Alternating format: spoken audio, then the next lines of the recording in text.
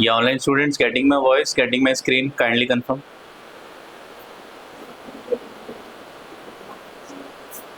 Right, thank you.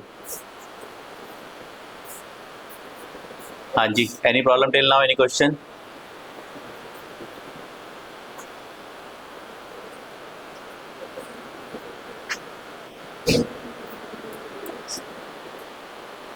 कोई doubt है किसी का? हाँ जी, नहीं है?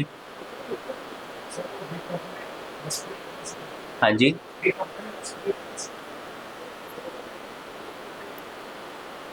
चलो बता दूंगा।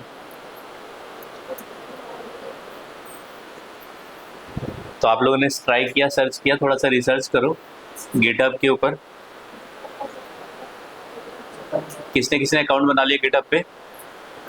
अकाउंट बना हुआ है ऑनलाइन स्टूडेंट्स?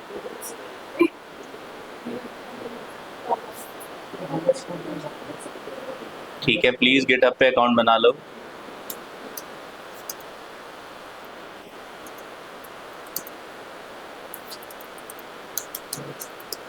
ठीक है, पर्पस क्या है देखो गिटहब पे बनाने का। Number 1, you can showcase your project to HRs. Generally students क्या करते हैं अपने रिज्यूमे जनरली बच्चे 90% बच्चा कॉपी पेस्ट करता है। कोई सैम्पल रिज्यूमे मैंने दे दिया, कहीं से मिल गया ऑनलाइन इंटरनेट से इधर उधर। उसमें कई बार तो मैं देखता हूँ कि अपनी 10th की जिस बोर्ड से 10th किया दूसरे बच्चे का 10th बोर्ड डाला होता है, सही से एडिट नहीं किया होता, और प्रोजेक्ट तो बच्चे कॉपी कर ही देते हैं। ठीक है, तो ये पता लगाना है कि आपने रिज्यूमे भेजा, जो प्रोजेक्ट आपने रिज्यूमे में लिखा है वो आपने किया या नहीं किया। तो आप अपना गिटहब लिंक अपने रिज्यूमे में मेंशन करोगे, एचआर गिटहब लिंकेज पे जाके देख लेगा कि हाँ आपने प्रोजेक्ट बनाया है या नहीं बनाया। राइट, ठीक है। नंबर 2, सेकंड बेनिफिट क्या है? You can contribute your project to the world। ठीक है, ठीक है। गिव एंड टेक मीन्स आपके प्रोजेक्ट में कोई दूसरा बंदा आएगा, अगर उसको आपका प्रोजेक्ट अच्छा लगता है वो उस प्रोजेक्ट में आगे कुछ एडिटिंग कर देगा। ठीक है, वो एडिटिंग आप भी देख लोगे, आपका प्रोजेक्ट भी थोड़ा बड़ा हो जाएगा। या आप ग्रुप में प्रोजेक्ट को बनाना चाहते हो तो आपस में रिसोर्स शेयरिंग करके आप जो है, ठीक है, in a team work you can share the resources. ठीक है, and can enhance the project. Right, while working in the industry or during interview, ठीक है, having basic for freshers,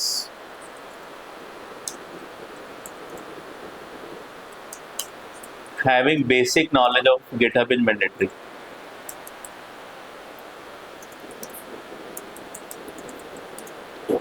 mandatory, ठीक है। का प्रोजेक्ट का डाउट जो मैंने कल पूछा था नेस्टेड लूप वाला, ठीक है, अमन अभी बताता हूँ, बट फिर भी एक बार रिवाइज करवा दो। क्या रिवाइज कराना है Aman? Lambda function. Lambda functions का फेज 1 मैंने कराया, फेज 2 मैं थोड़ा शॉर्टली कराऊंगा, तब दोबारा से रिवाइज कराऊंगा। ठीक है अमन, एक बार थोड़ा सा आइडिया हिंट दोबारा से दे देता हूँ मैं। आज कल मैंने खाली एक सिंटेक्स लिखा था, एक आधा प्रोग्राम, एक दो प्रोग्राम बना के आज दिखा देता हूँ, फिर उसका सेकंड वर्जन हम लोग आगे पढ़ेंगे। ठीक है, तो आपको एज ए फ्रेशर्स अगर आप काम कर रहे हो इंडस्ट्री में तो आपको गिटहब आना चाहिए। और इंडस्ट्री क्या यूज करती है? इंडस्ट्री, ठीक है, industry uses paid version of GitHub. Purpose क्या है गेट पेड वर्जन का? पर्पस क्या है गेट पेड वर्जन का? Any idea? गिटहब का प्राइम पर्पस क्या है, क्यों बना है गिटहब? प्रोजेक्ट शेयरिंग के लिए बना है, ठीक है। और इसके अलावा कोई मेन रीजन है गिटहब का? GitHub is a VCS tool. VCS stands for version control system. ठीक है, वर्जन कंट्रोल सिस्टम। तो दुनिया में बहुत सारे VCS सॉफ्टवेयर मार्केट में आते हैं जो अपने कंप्यूटर में इंस्टॉल कर सकते हो या वेब बेस्ड एप्लीकेशंस हैं, जिससे आपके पास क्या, आप वर्जन कंट्रोल कर सकते हो कि आपने आज प्रोजेक्ट बनाया, 100 लोगों ने मिलकर एक प्रोजेक्ट बनाया, प्रोजेक्ट के अंदर जो है नेक्स्ट डे नेक्स्ट वीक कुछ चेंजेस किए, तो जब आप प्रोजेक्ट बनाओगे उसको, जब आप फाइनल वर्जन उसका एक मतलब एक सारे मॉड्यूल्स आपस में इंटरफेस करोगे तो उसका वर्जन सेव कर दोगे, वर्जन 1.0। ठीक है, नेक्स्ट डे आपने कुछ चेंजेस किए प्रोजेक्ट के अंदर, दोबारा फिर सेव कर दिया वर्जन 1.1, फिर 1.2, 1.3, 1.4, ऐसे hundreds of thousands of versions बना के आप प्रोजेक्ट पे सेव कर सकते हो। आप वेब पे, आप जो है गिटहब के सर्वर पे सेव कर सकते हो। ठीक है, और फ्यूचर में अगर आपको लगता है कि 10 दिन पहले जो आपने रिलीज बनाया था उसके जो आउटकम्स आ रहे थे, अभी जो आउटकम्स हमने 10 दिन मेहनत करी, अब जो आउटकम्स आ रहे हैं पहले से भी खराब हो गए और हमें तो 10 दिन वाला पुराना वर्जन चाहिए है, तो क्या करोगे आप, 10 दिन वाले पुराने वर्जन को एक्सेस कर लोगे और यूज़ करना स्टार्ट कर दोगे। और आप बीच में जो चेंजेस हैं सारे आपके, जैसे आपके पास वर्ड में, पावर पॉइंट में हर जगह कंट्रोल Z अंडू का ऑप्शन होता है, तो उस तरह से आप अंडू करके, आपको लगता है 10 दिन वाला पुराना वर्जन आपने लिया, उस पर काम करना शुरू किया, फिर आपको लगा नहीं इसमें तो चैलेंज है, जो हमने 10 दिन जिस पे काम किया था वो ज़्यादा बेटर था, तो दोबारा उस वर्जन पे आप आ सकते हो। तो आपके पास ये सॉफ्टवेयर होते हैं, इंडस्ट्री में होते हैं VCS सॉफ्टवेयर। ठीक है, जिससे आपका क्या, आपका सॉफ्टवेयर का बैकअप भी बनता रहता है।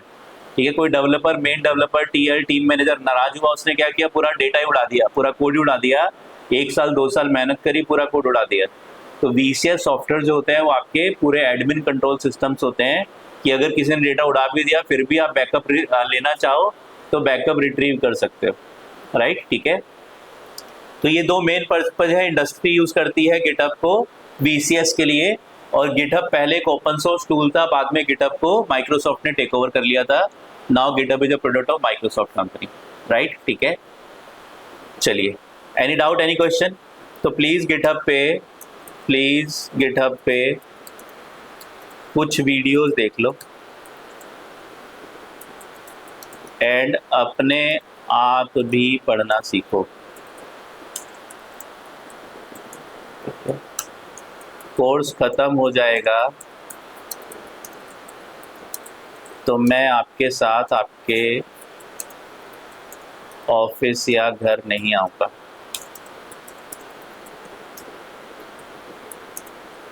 आगे आपकी हेल्प करने के लिए। ठीक है,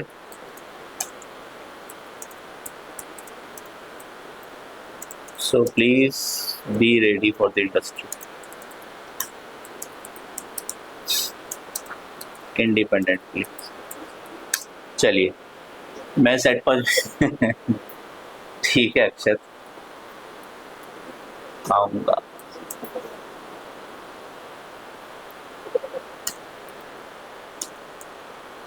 चलिए, ठीक है, तो हमारे पास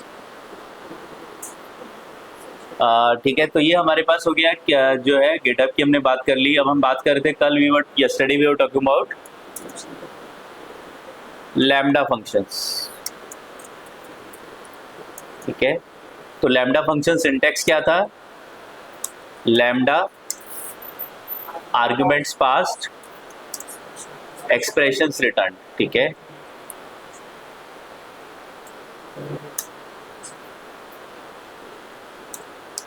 func equals to lambda print func 5। क्या आउटपुट आएगा, आउटपुट क्या आएगा, ऑनलाइन स्टूडेंट्स 2 आएगा, ठीक ठीक लगा लो शायद, क्या आएगा 2.5 आएगा, 2:50 नहीं आएगा अमन। राइट, ठीक है, 2.5 आएगा। 2 कहाँ से आ गया, कहाँ पे हो आप लोग? सी लैंग्वेज पढ़ने का यही नुकसान है। ठीक है, इंटीजर को इंटीजर में पाइथन में डिवाइड करोगे तो फ्लोट आएगा रिजल्ट। ठीक है, अगर आपका रिजल्ट फ्लोट है तो फ्लोट आएगा, 5/2 2.5। फ्लोट डिवीजन करोगे तो 2 आएगा आपके पास आउटपुट। डबल फॉरवर्ड स्लैश अगर आपने लगाया तो फिर 2 आएगा। राइट मनोज, राइट शोएब, ठीक है। सी लैंग्वेज में 5 को 2 से डिवाइड करो तो रिजल्ट 2 आता था, क्योंकि इंटीजर को इंटीजर से डिवाइड करते थे, रिजल्ट इंटीजर टाइप होता था। पाइथन आपकी dynamic data type definition, dynamic memory allocation based language है। तो यहाँ पे आप 5 को 2 से डिवाइड करोगे तो जो बचपन से आप पढ़ते आ रहे हो, 5 को 2 से डिवाइड करोगे तो रिजल्ट 2.5 आएगा। ठीक है, तो लैम्डा फंक्शन कैसे काम करता है, लैम्डा फंक्शन का सिंटेक्स क्या है, याद कर लो। सबसे पहले लैम्डा कीवर्ड आएगा, फिर उसके बाद आपको जो आर्गुमेंट्स पास करने हैं उस फंक्शन को वो आएंगे, फिर उसके बाद आप जो वैल्यू को कैलकुलेट कर रहे हो वो आएगी, और वही एक्सप्रेशन भी आपकी रिटर्न होगी। सिंगल लाइनर फंक्शन है। और फंक क्या चीज है, फंक क्या चीज है, variable, that is function pointer. Function pointer is a variable which holds the address of a function. ठीक है, तो यहाँ पे फंक्शन पॉइंटर, फंक क्या है, एक वेरिएबल है, function pointer is a variable जो आपके एक लैम्डा फंक्शन के एड्रेस को होल्ड कर रहा है। जब भी पाइथन में हम किसी फंक्शन को प्रिंट करते हैं तो क्या प्रिंट होता है, उसका एड्रेस प्रिंट होता है। ठीक है, तो आप अगर a इक्वल्स टू बी लिखोगे तो b का एड्रेस a में जाएगा। आपने फंक इक्वल्स टू लैम्डा लिखा तो लैम्डा फंक्शन का एड्रेस फंक में चला जाएगा। हाँ, लैम्डा फन की जगह x कुछ भी ले सकते हो आप। आइडेंटिफायर है, वेरिएबल का नेम आइडेंटिफायर है, जो आइडेंटिफायर वाले रूल्स हैं वो सारे यहाँ पे भी काम करेंगे अपन। ठीक है, आप बताओ वेरिएबल का नेम क्या हो सकता है, A B C hello X Y Z सेटपा 1 2 3, कुछ भी वेरिएबल का नेम हो सकता है, कुछ भी फंक्शन का नेम हो सकता है, कुछ भी क्लास का नेम हो सकता है। तो यहाँ पे जो आइडेंटिफायर वाले रूल्स थे वो सारे यहाँ पे काम करेंगे। ठीक है, डन है अमन। तो आपको क्या करना है, आपको फंक्शन बनाना है। अगर आप नॉर्मली प्रिंट लिखोगे लैम्डा, ठीक है, आपने क्या किया, एक फंक्शन बनाया। इसी ऊपर वाले प्रोग्राम को अगर आपको फंक्शन से बनाना होता तो क्या करते आप, डेफ फंक ब्रैकेट में a return a divide by 2।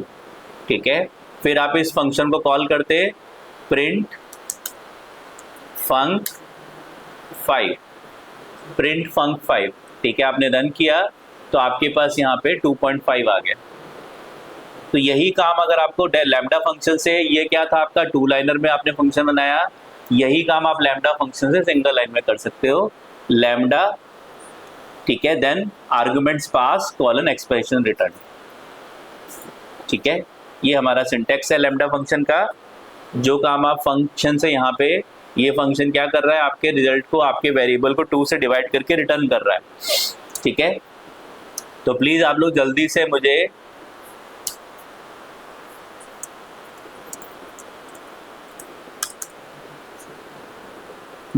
मुझे एक प्रोग्राम बना के दिखा दो।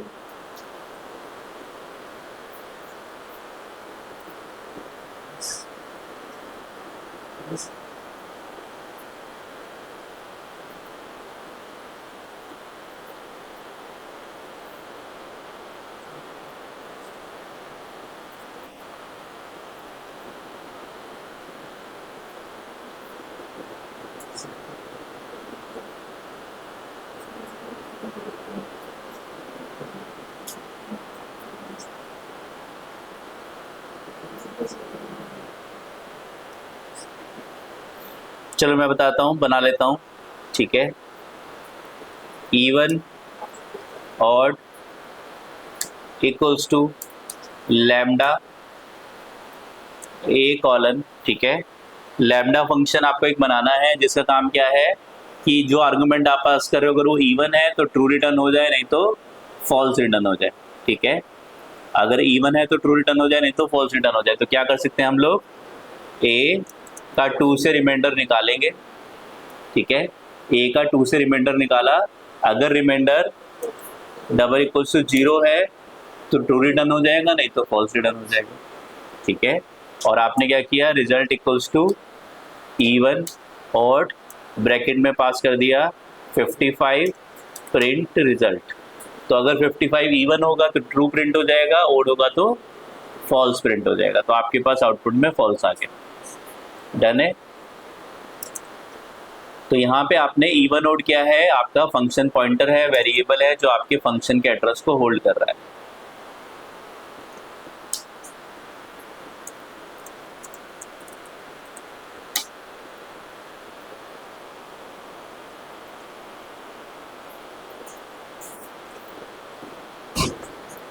हाँ जी, अच्छा, किसको? इंग्लिश तो रहने दो, आप रहने दो, हैं? ये गाड़ी लेके हाँ जी।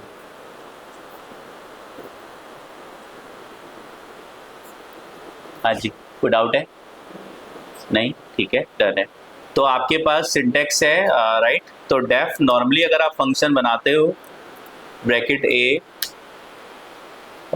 ठीक है, रिजल्ट इक्वल्स टू, या रिटर्न आप डायरेक्टली भी लिख सकते हो, if A percent two double equals to 0, return true, else return false, ठीक है।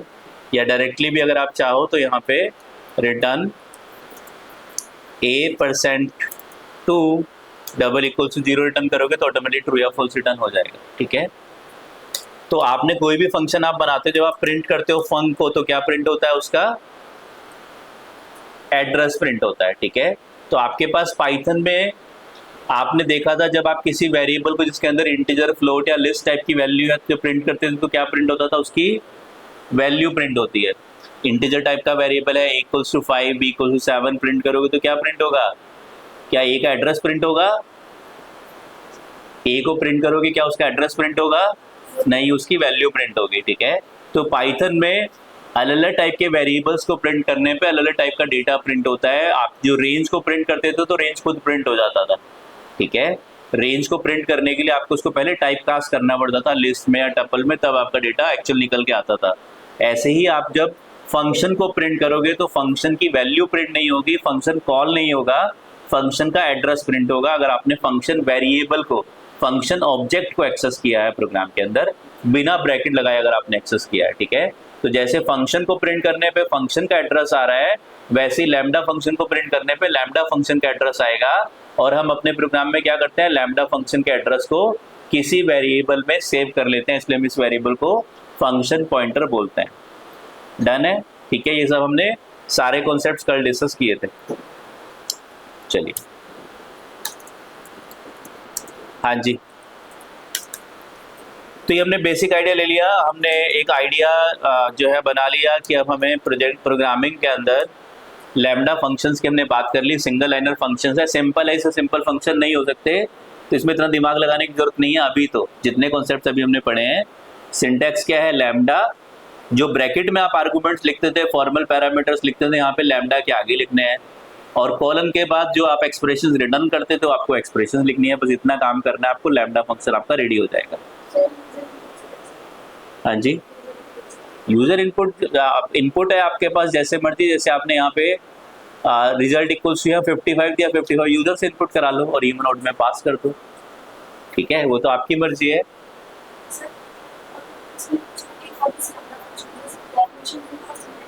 हाँ, लैम्डा फंक्शन अगर कोई पूछ रहा है तो आपको यही बताना है कि हाँ, डेफिनेशन देनी है और सिंटैक्स देना है, बिल्कुल। Lambda functions are single liner anonymous functions, ठीक है। तो आपको क्या करना है,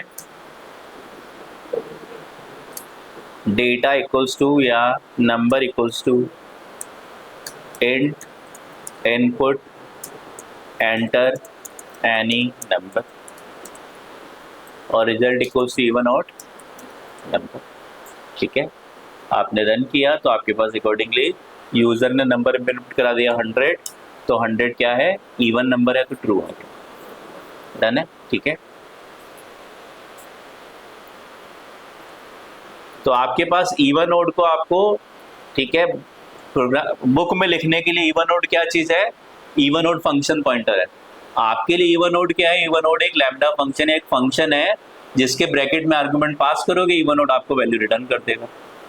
तो जैसे आप नॉर्मल फंक्शन बनाते हैं, इवन ओड फंक्शन आपने बनाया, वैसे यहाँ पे भी आपके लिए as a programmer even odd एक फंक्शन है। कॉल करोगे, आर्गुमेंट पास करोगे, वो आपको वैल्यू रिटर्न कर देगा। कौन कितने आर्गुमेंट पास करने हैं, जितने आपने यहाँ पे लिखे हैं। ए कोमा बी लिखोगे तो 2 पास करोगे, ए कोमा बी कोमा सी लिखोगे तो 3 पास करोगे। डन है, ठीक है।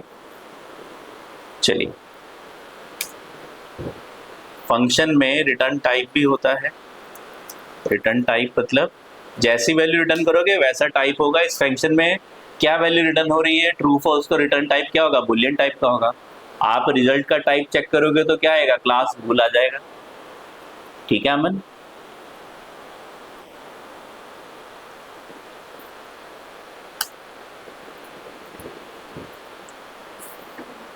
हाँ जी, ठीक है। तो नेक्स्ट टॉपिक स्टार्ट करें।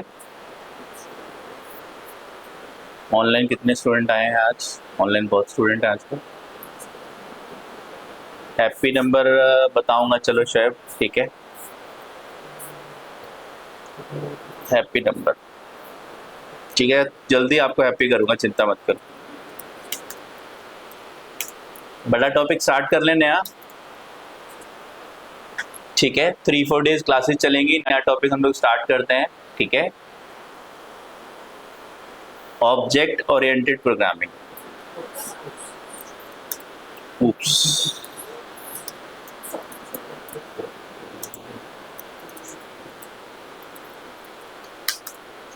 अगर लूप्स पढ़ लिए हैं तो उसमें कोई चैलेंज नहीं आने वाला, ठीक है।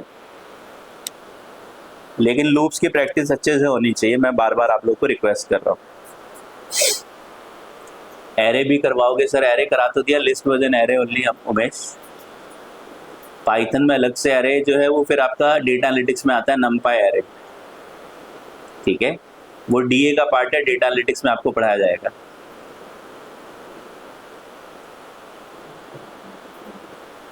तो पाइथन में जो आपके पास एरेज वाली लिमिटेशंस होती थी, लिस्ट में ऐसी लिमिटेशंस नहीं है, आप एलिमेंट को कम ज़्यादा मॉडिफाई आराम से कर सकते हो, ठीक है।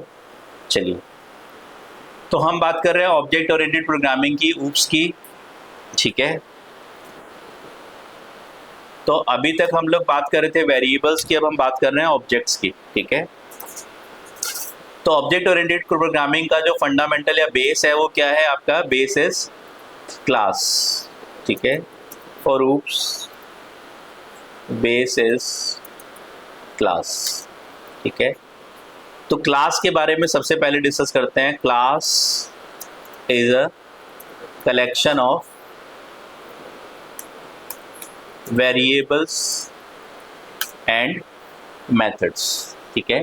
Class is a collection of variables and methods, methods मतलब फंक्शंस, ठीक है। फंक्शंस इन oops या इन oops और in class the functions are called methods, ठीक है। Generally the functions are called methods, लेकिन कुछ लोग आपको फंक्शंस बोलते हुए भी सुनाई देंगे तो आप उनसे नाराज मत हो जाना, ठीक है। तो क्लास के अंदर जो हमारे पास क्लास, ठीक है, ध्यान से सुनना सभी लोग, ठीक है। क्लास ऊप्स जो है, बच्चे डरते हैं ऊप्स प्रोग्रामिंग से, पर बहुत इजी प्रोग्रामिंग है। अगर आपको लिस्ट समझ में आ गई, बिल्कुल लिस्ट का रेप्लिकेट है ऊप्स। अगर आपको लिस्ट समझ में आती है तो आपको ऊप्स भी समझ में आना चाहिए बड़े आराम से, ठीक है। Class is a collection of variables and methods, class आपका वेरिएबल्स और मेथड्स का कलेक्शन है, ठीक है। Python supports modular approach of programming, ठीक है। A good programmer is a programmer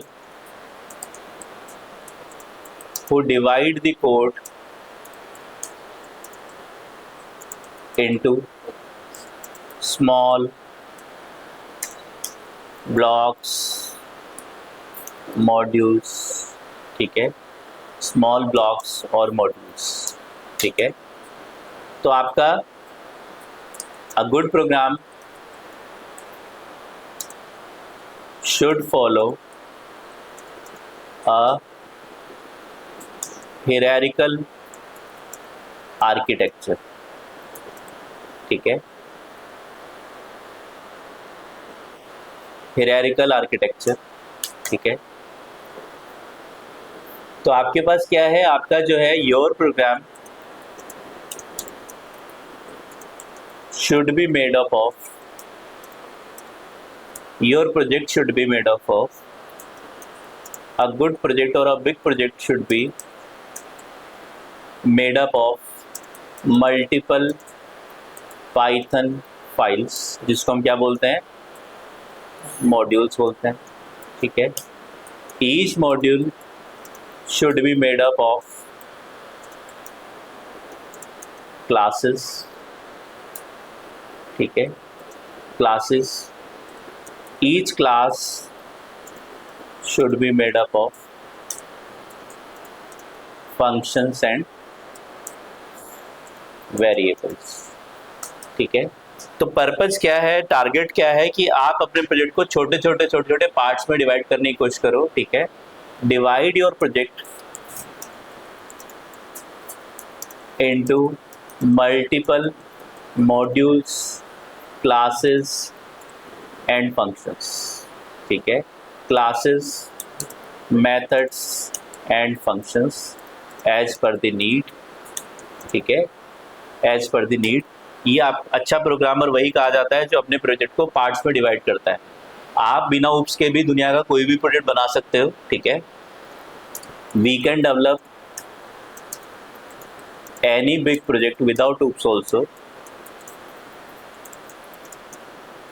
also, but complexity of the project will be increased a lot, ठीक है।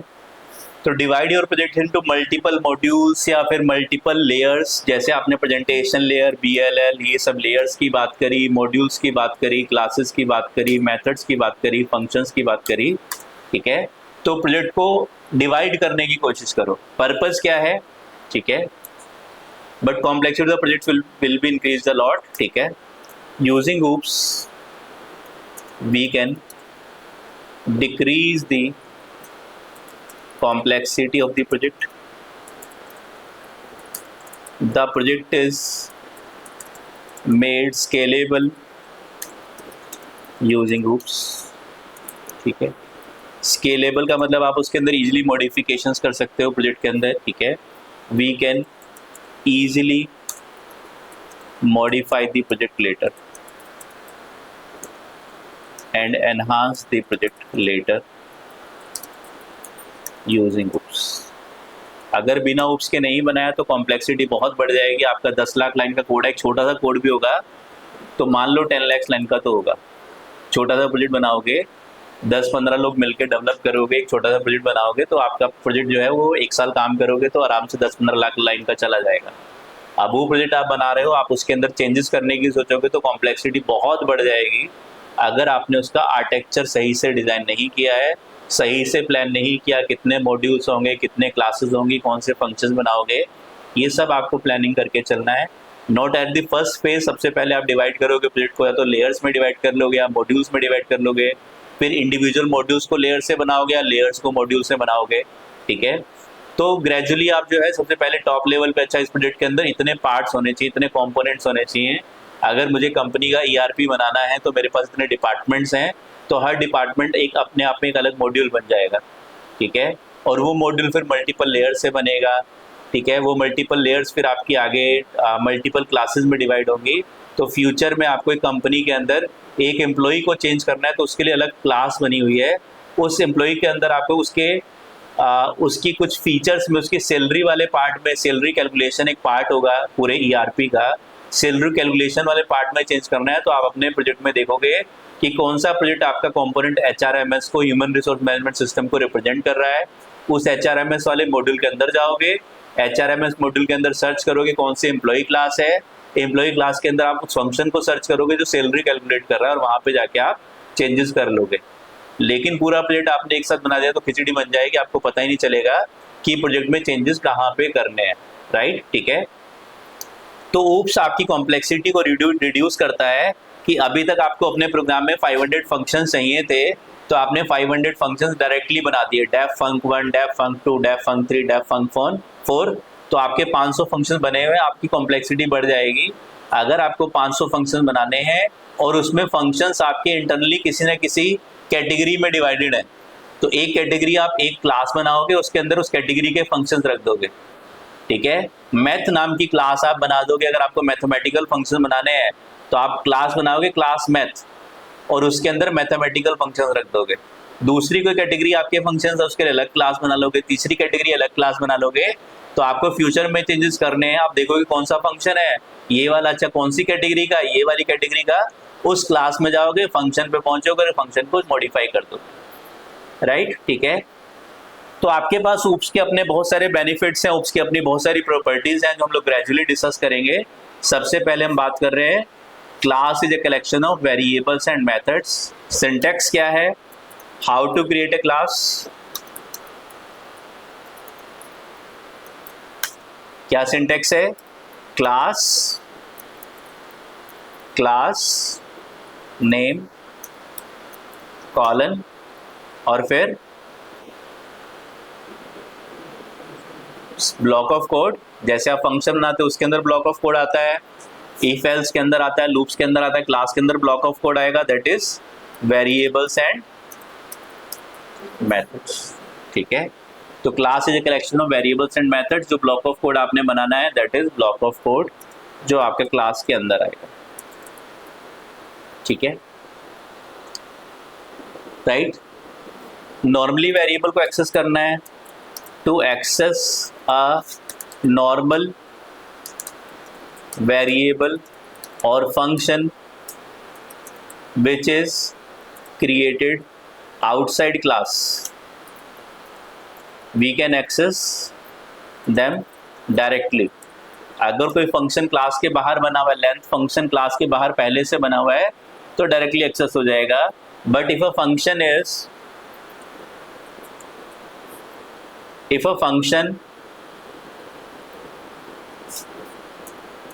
a variable or function is created inside class, then we can access is, ठीक है, we can access them through object और class, ठीक है। तो अगर कोई फंक्शन आपके क्लास के अंदर बना हुआ है तो उसको एक्सेस करने के लिए कैसे एक्सेस करते थे हम लोग, अपर फंक्शन को object name dot method name bracket arguments, ठीक है। क्लास के अंदर है तो आपको ऑब्जेक्ट की नीड होती थी, object name dot method name bracket argument से आप फंक्शन को एक्सेस करते थे, ठीक है। नाउ क्या करना है आपको, how to create the object of an class, any class, किसी भी क्लास का ऑब्जेक्ट बनाना है, सिंटैक्स बताओ। ऑब्जेक्ट बनाना है किसी क्लास का, क्या सिंटैक्स है, object name equals to class name bracket arguments, और आर्गुमेंट्स तभी ब्रैकेट में आएंगे अगर वो अवेलेबल होंगे, नहीं होंगे तो आर्गुमेंट्स नहीं आएंगे, ठीक है। Object name equals to class name bracket arguments, arguments हैं तो आर्गुमेंट जाएंगे, नहीं तो नहीं जाएंगे, ठीक है, डन है। तो किसी भी क्लास का ऑब्जेक्ट बनाना है, इंटीजर क्लास का ऑब्जेक्ट बनाना है, क्या करोगे, इंट ब्रैकेट लिखोगे तो इंटीजर क्लास का ऑब्जेक्ट बन जाएगा, यानी कि वेरिएबल बन जाएगा इंटीजर टाइप का, ठीक है। लिस्ट क्लास का ऑब्जेक्ट बनाना है तो लिस्ट ब्रैकेट लिखोगे तो क्या बन जाएगा, कैपिटल लिस्ट बन जाएगी, लिस्ट क्लास का ऑब्जेक्ट बन जाएगा, ठीक है। ऐसे ही यूजर डिफाइंड क्लास है तो सिंटैक्स क्या होगा, क्लास नेम ब्रैकेट आर्गुमेंट्स, तो आपके पास ऑब्जेक्ट रेडी हो जाएगा। हमारे पास हमने क्लास बनाई, सिंटैक्स क्या था, क्लास, क्लास नेम और अंदर आर्गुमेंट्स, जो भी आपने बनाना है, जो भी वेरिएबल्स और फंक्शन बनाना है क्लास के अंदर वो आप वेरिएबल्स और फंक्शन बना दोगे। क्लास, क्लास नेम और आर्गुमेंट्स आपने दिए, आपके पास जो है जो भी सेट ऑफ स्टेटमेंट्स आपने दिए वो मेंशन कर दिए। अब मुझे C1 क्लास का ऑब्जेक्ट बनाना है, कैसे बनाओगे बताओ, ऑब्जेक्ट या ऑब्जेक्ट इक्वल्स टू C1 और ब्रैकेट, तो OBJ क्या चीज है, ऑब्जेक्ट ऑफ C1 क्लास। कैसे पता चलेगा,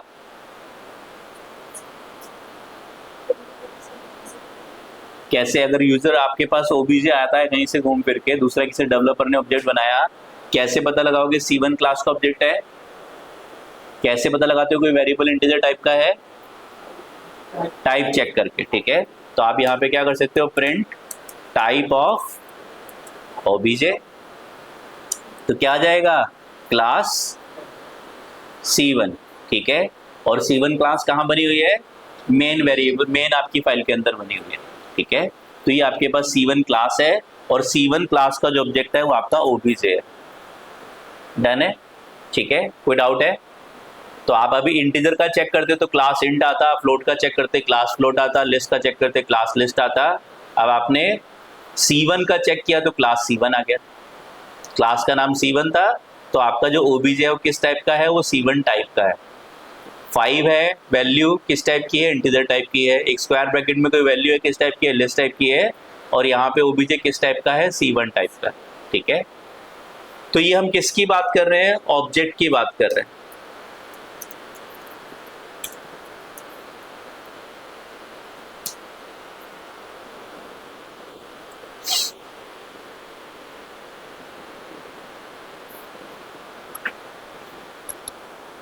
ठीक है, so like list can hold multiple elements, similarly and each element can be a variable.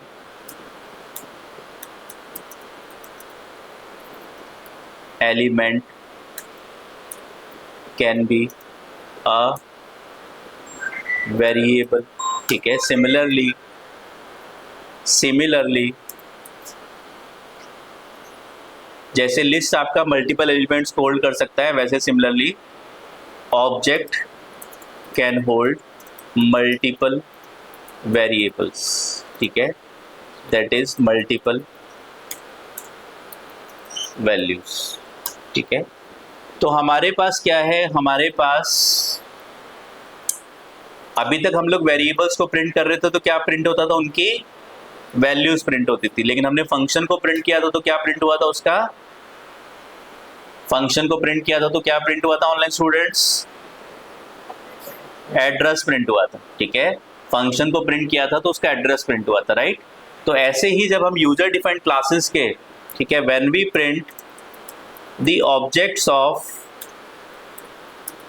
User defined classes, then what is printed, then address of the objects are printed, ठीक है। address of the objects are printed, that is मैंने class बनाई C1, उसका एक object बनाया और मैंने object का टाइप चेक किया और मैंने OBJ को प्रिंट किया। तो क्या प्रिंट होगा OBJ को प्रिंट करने पे, OBJ का एड्रेस प्रिंट होगा, उसकी वैल्यू प्रिंट नहीं होगी कि C1 ऑब्जेक्ट किस एड्रेस पे है, 1150 एड्रेस पे पड़ा हुआ है, ठीक है। तो ये आपके पास है। अगर आप इंटीजर को प्रिंट करोगे वैल्यू प्रिंट होगी, लिस्ट को करोगे वैल्यू प्रिंट होगी, लेकिन अगर आप यूजर डिफाइंड क्लास के ऑब्जेक्ट को प्रिंट करोगे तो उसका एड्रेस प्रिंट होगा। उसकी वैल्यूज निकालनी है तो कैसे निकालेंगे हम शॉर्टली डिस्कस करेंगे। डन है, ठीक है, चलिए। है क्योंकि अभी हम अंदर कुछ बना नहीं रहे, ठीक है। जब हम फंक्शन क्लास के अंदर कुछ प्रोग्राम्स बनाएंगे, class is a collection of variables and method, जब वेरिएबल्स एंड मेथड बनाएंगे तब उसको बनाना सीखेंगे। अभी वो बनाना सीखा नहीं है हमने, तो इसलिए मैं पास लिख रहा हूँ। क्यों, क्योंकि कॉलन लगा दिया तो क्या मतलब है इसका, कि एक हेडिंग बन गया, इसके अंदर कम से कम एक स्टेटमेंट आना कंपलसरी है, ठीक है। कम से कम एक स्टेटमेंट आना कंपलसरी है, तो वो स्टेटमेंट की जगह मैं पास लिख रहा हूँ अभी for the time being. To avoid error we use pass for empty class, right Umesh, ठीक है। तो ये हमारे पास है क्लास कैसे बनानी है। क्लास सिंटेक्स क्या है, फंक्शन बनाते हैं डेफ फंक्शन नेम, ठीक है। वेरिएबल बनाते हैं तो वेरिएबल इक्वल्स टू वेरिएबल की वैल्यू, और अगर आपको क्लास बनानी है तो क्लास नेम क्या है, यूजर डिफाइंड है, ठीक है। और क्लास का नेम हम लोग कैसे लिखते हैं, प्रिफरेबली सारे वर्ड्स हम कैपिटल से स्टार्ट करते हैं। जहाँ पे भी आपका स्ट्रेस आ रहा है वर्ड्स के ऊपर, वहाँ पे हम सारे वर्ड्स को कैपिटल से स्टार्ट करते हैं, ठीक है। तो क्लास माई क्लास अंदर सेट ऑफ स्टेटमेंट, सबसे पहले हमने मान लिया एक फंक्शन बना दिया, def func one bracket a, b print a, b, ठीक है। Class name, class is a collection of variables and functions, ठीक है। तो हम एक पहले फंक्शन, जैसे अभी तक फंक्शन बनाते आ रहे थे, ऑलमोस्ट वैसे ही बनेगा, थोड़ा सा चेंज होगा जो मैं अभी आपको शॉर्टली बताऊंगा क्या चेंज होने वाला है। ठीक है, अब मुझे ये बताओ कि आपके पास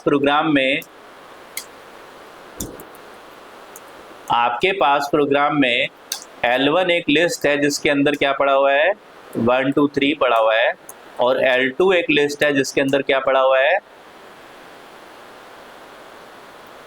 5 6 7 पड़ा हुआ है।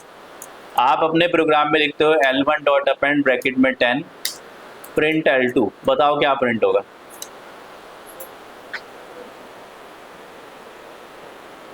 प्रिंट L2 क्या प्रिंट होगा ऑनलाइन स्टूडेंट्स? L2 लिखा हुआ आ जाएगा स्क्रीन पे।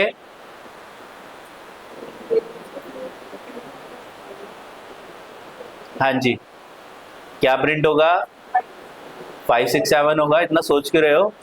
5 6 7 होगा। ठीक है, जब हम प्रिंट करेंगे तो 5 6 7 होगा। तो मेरे पास जब मैंने अपेंड फंक्शन को यूज किया तो अपेंड किस में, L1 में होगा डेटा या L2 में होगा? L1 में होगा। ठीक है, L1 में होगा। तो जो अपेंड फंक्शन बना है, जहां पे भी अपेंड फंक्शन कहां बना हुआ है? अपेंड फंक्शन कहां बना हुआ है? लिस्ट क्लास के अंदर बना हुआ है।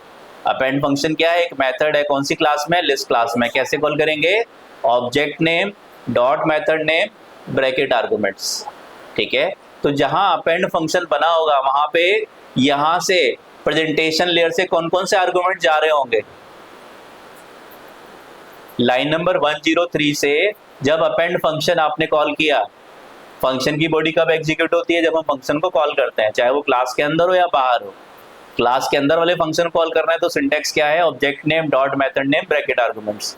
तो जहां पे अपेंड फंक्शन बना हुआ है उसकी बॉडी एग्जीक्यूट हो रही है, अपेंड फंक्शन कॉल हो रहा है, तो मेरे इस प्रोग्राम से लाइन नंबर 103 से अपेंड फंक्शन के पास कौन कौन से आर्गुमेंट जा रहे हैं? खाली 10 जा रहा है या L1 भी जा रहा है? L1 भी जा रहा है। अगर L1 नहीं जाएगा तो डेटा L2 में भी अपेंड हो सकता है। Are you getting this? तो जब हम किसी फंक्शन को कॉल करते हैं, किसी क्लास के अंदर वाले फंक्शन कॉल करते हैं, तो प्रेजेंटेशन लेयर से क्या क्या डेटा जाता है आपके पास, या मेन प्रोग्राम से क्या क्या डेटा जाता है उस फंक्शन के पास?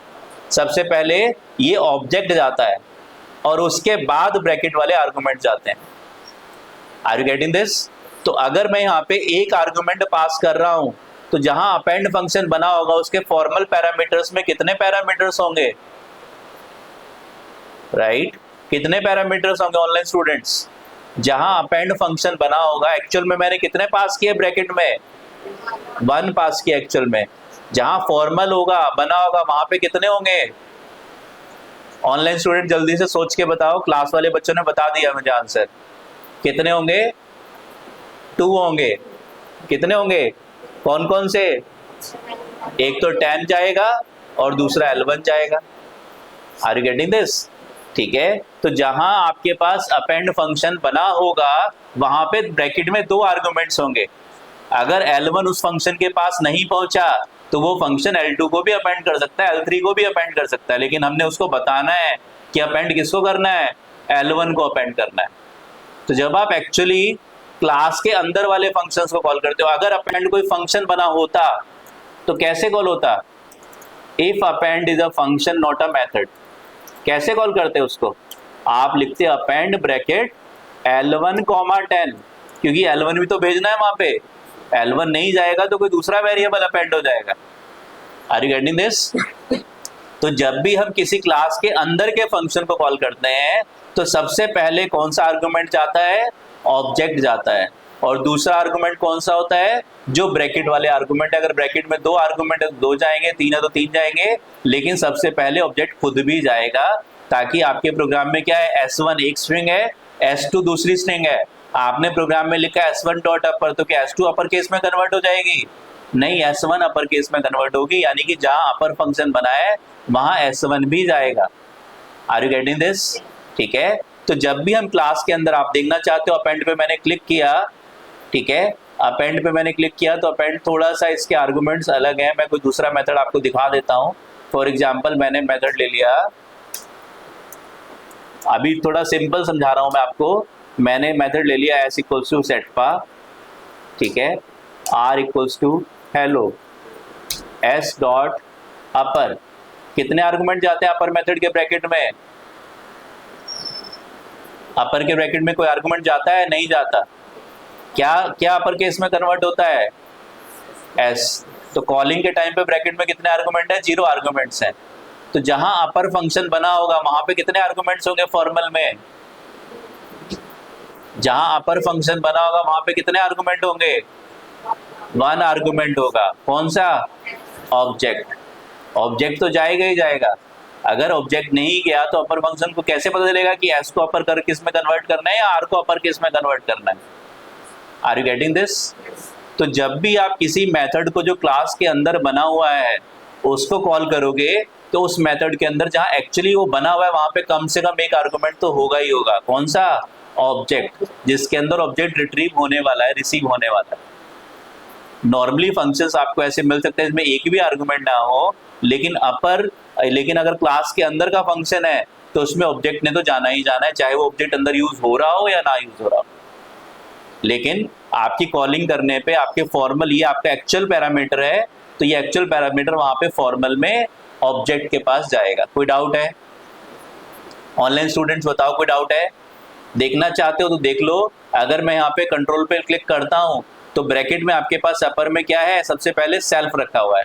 ठीक है, आगे वाले आर्गुमेंट्स अभी भूल जाओ, बाद में चल के डिस्कस करेंगे इनके बारे में भी। तो हमारे पास ये, जब मैंने फंक्शन को कॉल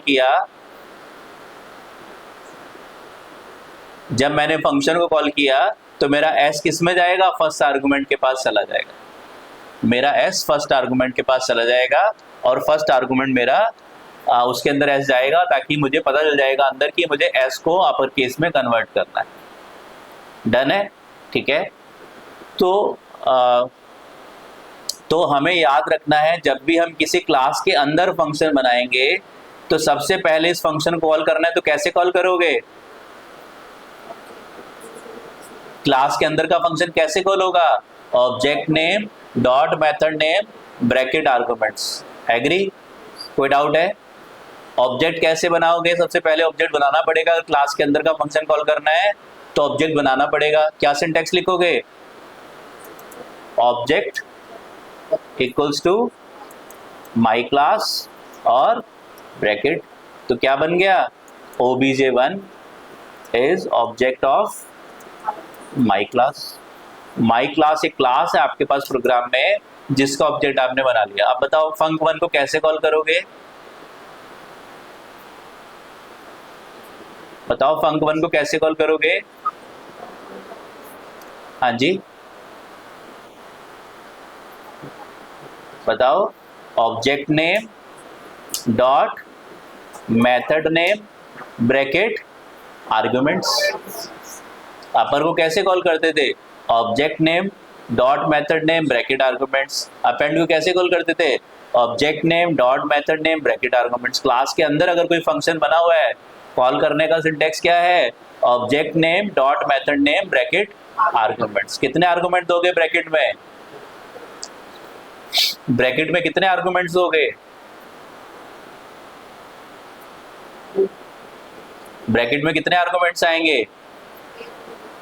हाँ जी, 2 वाले हाथ उठा लो जल्दी से। ऑनलाइन स्टूडेंट जल्दी से 2 वाले हाथ उठाओ, और एक वाले भी हाथ उठा लो।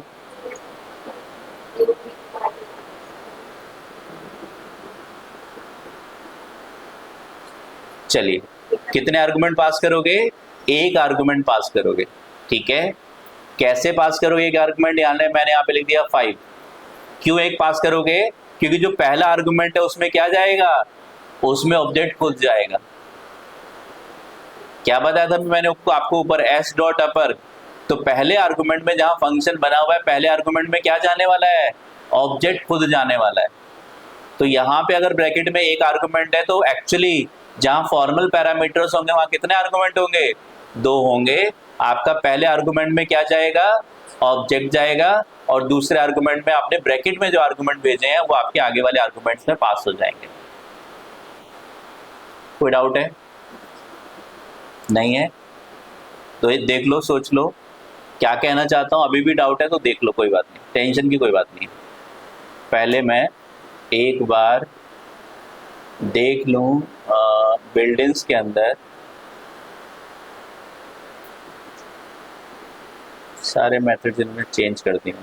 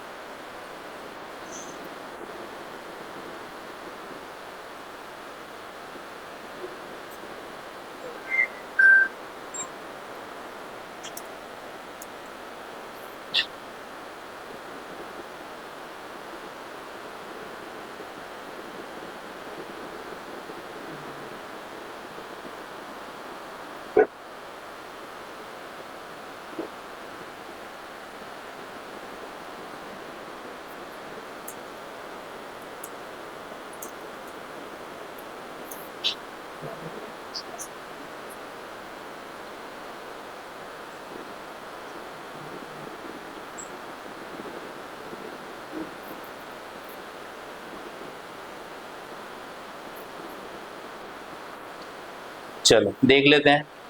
हम लोग हैं फाइल नंबर 17 सितंबर पे। हाँ जी,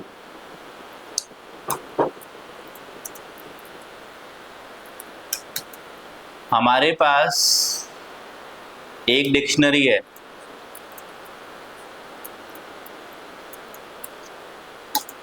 डिक्शनरी की सारी वैल्यूज मेरे पास एक डिक्शनरी है, ये वाली कंट्रोल सी, ये D1 है, और एक मेरे पास दूसरी डिक्शनरी है D2 जिसके अंदर डेटा है 11, 100, 12, 200, 13, 300। मैं क्या करता हूं अपने प्रोग्राम में, result equals to D1 dot values, print result. तो सबसे पहले बताओ वैल्यूज क्या चीज है ऑनलाइन स्टूडेंट्स? वैल्यूज क्या चीज है? क्या चीज है वैल्यूज? एक मेथड है। कौन सी, कहां पे बना हुआ है ये मेथड? डिक्शनरी क्लास में बना हुआ है। डिक्शनरी क्लास के अंदर एक वैल्यूज मेथड बना हुआ है। कैसे कॉल करोगे? सबसे पहले आपको क्या चाहिए होगा? डिक्शनरी क्लास का एक ऑब्जेक्ट चाहिए होगा। अगर आपके पास यहाँ पे D1 की जगह आप L1 एक लिस्ट ले लोगे, क्या होगा?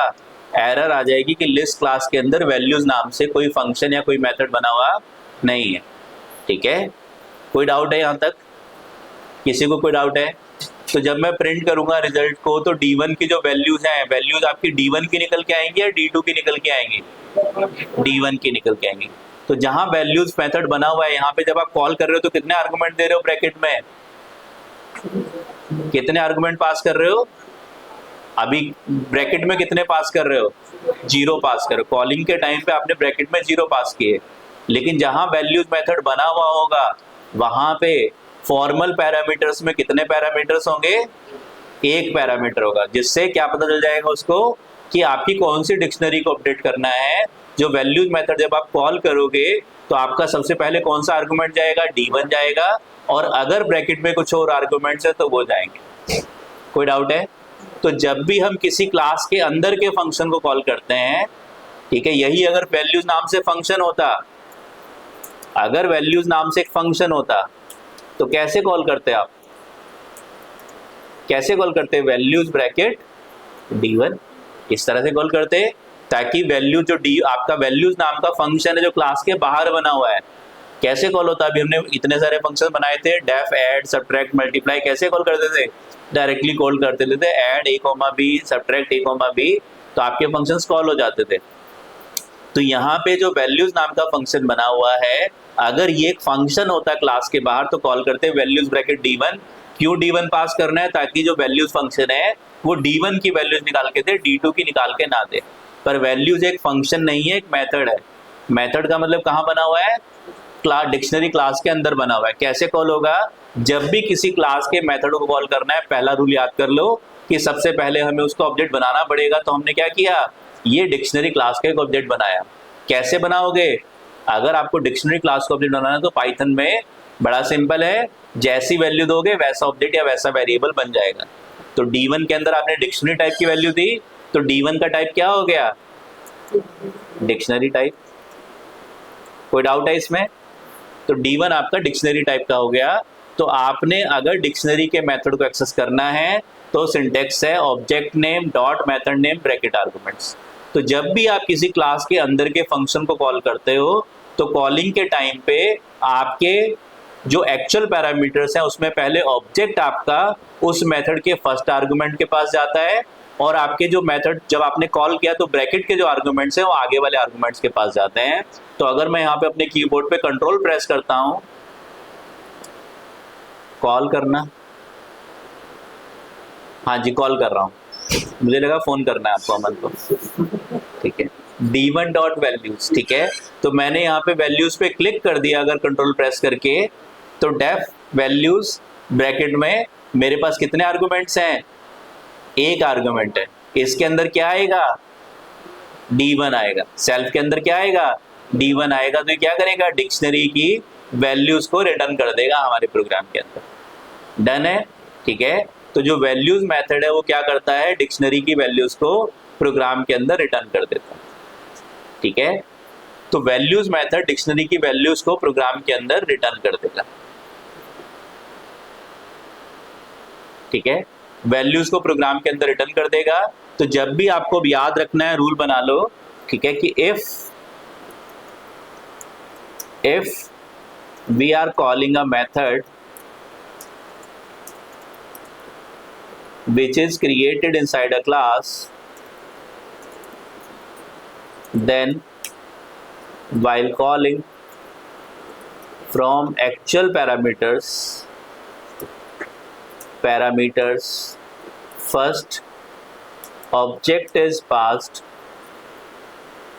to formal parameters and then rest of the arguments are passed। कोई डाउट है, कोई डाउट है, ठीक है। तो जब भी जहां पे भी हम डिक्शनरी या जब भी हम किसी क्लास के अंदर के मेथड की बात करेंगे तो कॉलिंग के टाइम पे अगर यहाँ पे आपके पास कॉलिंग के टाइम पे ब्रैकेट में अगर आप दो आर्गुमेंट पास कर रहे हो तो फॉर्मल में तीन आर्गुमेंट होंगे। पहला आर्गुमेंट D1 जाएगा और रेस्ट आपके आर्गुमेंट ब्रैकेट वाले आर्गुमेंट वहां पे जाएंगे। डन है, ठीक है। तो ऐसे ही यहाँ पे मेरे पास, ठीक है, अगर मैं इस प्रोग्राम को, शायद अमन कहना चाह रहा था रन करने के लिए, अगर मैं इस प्रोग्राम को रन करूंगा तो मेरे पास यहाँ पे डिक्शनरी की values, that is D1 dictionary की वैल्यूज 10, 20, 30 आउटपुट में आ जाएंगी। डन है, ठीक है। तो डिक्शनरी के अंदर वैल्यूज एक मेथड है जो डिक्शनरी की वैल्यूज को सेपरेट करके आपको दे देगा, राइट, ठीक है, वैल्यूज को सेपरेट करके आपको दे देगा। तो अभी यही प्रोग्राम हमने यहाँ पे बनाया, कंट्रोल C। अभी मैंने इसका आउटपुट नहीं दिखाया आप लोगों को। तो हमारे पास इस प्रोग्राम में, जब मैं इस प्रोग्राम को रन करूंगा तो मुझे बताओ, अगर x में 5 है प्रिंट करूंगा तो क्या प्रिंट होगा, प्रिंट x करूंगा तो क्या प्रिंट होगा, x की वैल्यू प्रिंट होगी, x की वैल्यू प्रिंट होगी। डन है, ठीक है। रन करके नहीं दिखा रहा हूं, मान लो कि वैल्यू आएगी, इतना विश्वास कर लो, ठीक है। अब हमारे पास क्या है, माई क्लास है, माई क्लास है। obj1 क्या चीज है, ऑब्जेक्ट है, किसका, माई क्लास का। अगर मैं obj1 को प्रिंट करूंगा क्या प्रिंट होगा, अगर यूजर डिफाइंड क्लास के ऑब्जेक्ट को प्रिंट करते हैं तो क्या प्रिंट होता है, एड्रेस प्रिंट होता है। अभी मैंने ऊपर प्रिंट करके भी आपको दिखाया था, ठीक है। अगर मैं obj1 को प्रिंट करूंगा तो obj1 का एड्रेस प्रिंट होगा। obj1 का टाइप चेक करूंगा तो टाइप आएगा obj1 माई क्लास का ऑब्जेक्ट है, ठीक है। obj1 की जो क्लास का नाम है वो माई क्लास है, ठीक है। तो मेरे पास जब मैंने obj1 बनाया, सबसे पहले मेरे पास माई क्लास फंक्शन के अंदर एक मेथड है, इसका नाम क्या है, func1 है। माई क्लास के अंदर एक मेथड है, इसका नाम है func1। कैसे कॉल करना है, ऑब्जेक्ट नेम से। अगर क्लास के अंदर फंक्शन है कैसे कॉल होगा, ऑब्जेक्ट नेम से कॉल होगा। क्या सिंटैक्स आएगा, object name dot method name bracket arguments. ठीक है, तो यहाँ पे अगर आपके पास फॉर्मल में 2 आर्गुमेंट है, तो कॉलिंग के टाइम पे ब्रैकेट में कितने आर्गुमेंट आएंगे? 1 आर्गुमेंट आएगा, क्योंकि 1 आर्गुमेंट ऑब्जेक्ट खुद किसके पास जाएगा? पहले वाले आर्गुमेंट के पास जाएगा। ऑब्जेक्ट खुद पहले वाले आर्गुमेंट के पास जाएगा, तो obj1 आपका a के पास चला जाएगा और 5 आपका b के पास चला जाएगा। तो बताओ a और b को प्रिंट करने पे क्या प्रिंट होगा?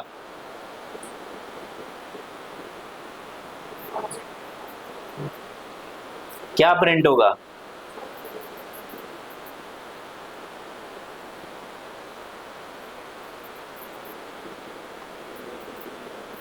हाँ जी,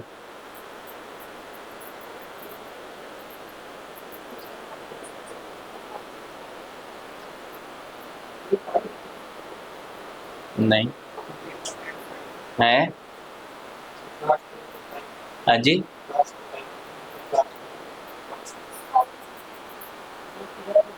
हाँ जी,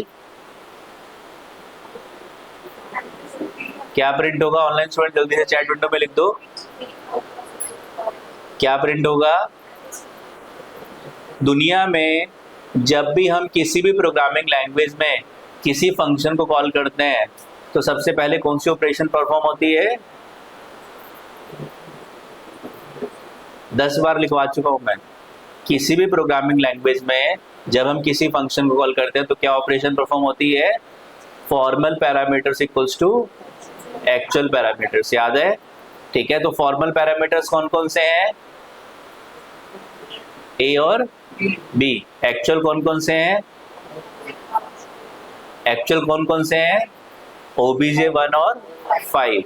क्या ऑपरेशन परफॉर्म होगी?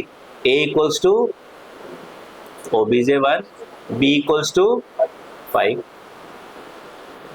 a इक्वल्स टू, जब हम किसी भी लैंग्वेज में, प्रोग्रामिंग लैंग्वेज में हम मेथड्स को कॉल करेंगे, फंक्शंस को कॉल करेंगे, तो सबसे पहले सी में, जावा में, पाइथन में, पीएचपी में फंक्शन कॉल होगा, तो आपकी ऑपरेशन परफॉर्म होगी formal parameters equals to actual parameters. obj1 किसके पास जाने वाला है?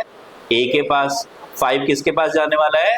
b के पास। तो क्या ऑपरेशन परफॉर्म होगी? Formal equals to actual, a equals to obj1, b equals to 5। ठीक है,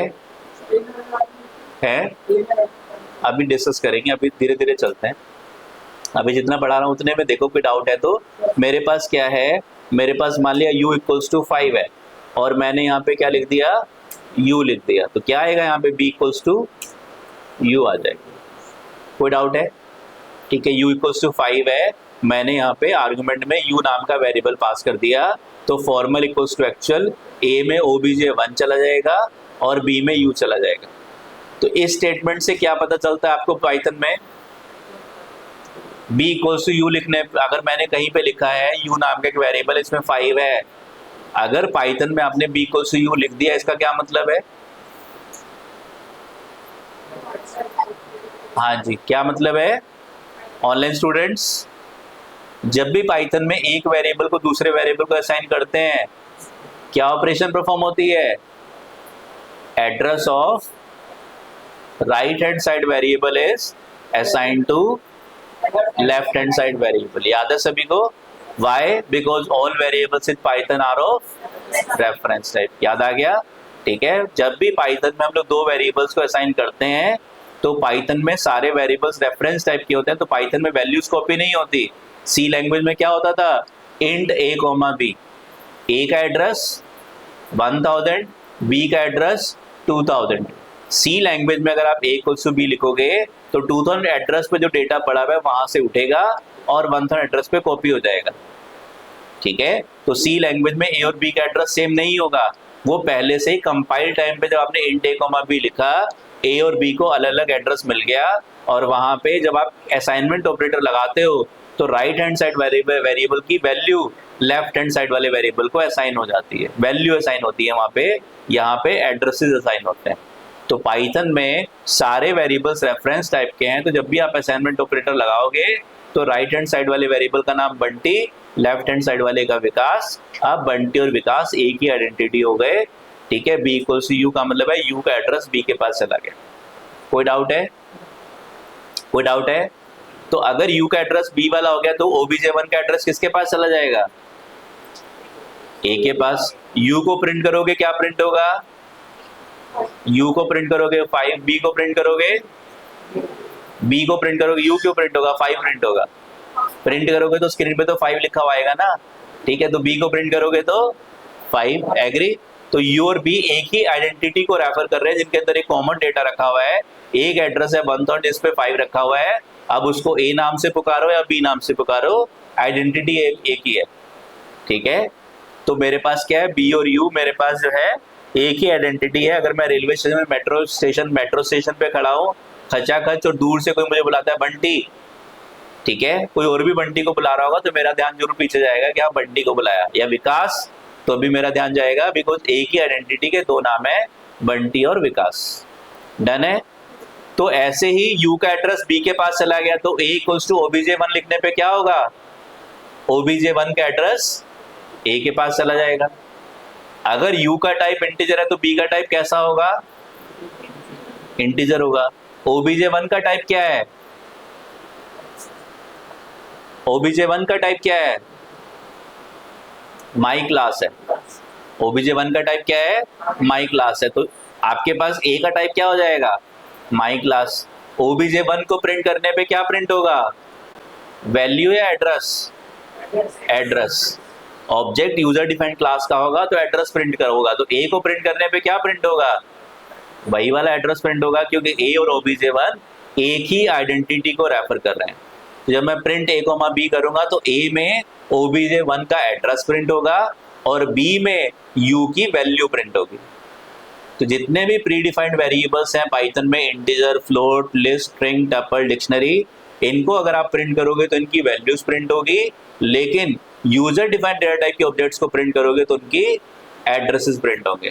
फंक्शन क्लास के ऑब्जेक्ट यानी कि किसी फंक्शन को बिना ब्रैकेट लगाए प्रिंट करोगे तो भी उसका एड्रेस प्रिंट होगा। डन है।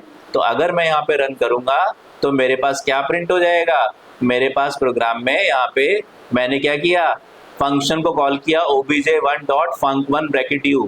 तो obj1 किसके पास चला गया, a के पास चला गया, u किसके पास चला गया, b के पास। b को प्रिंट किया तो 5 प्रिंट हो गया और a को प्रिंट किया तो obj1 यानी कि obj1 का एड्रेस 1590 प्रिंट हो गया।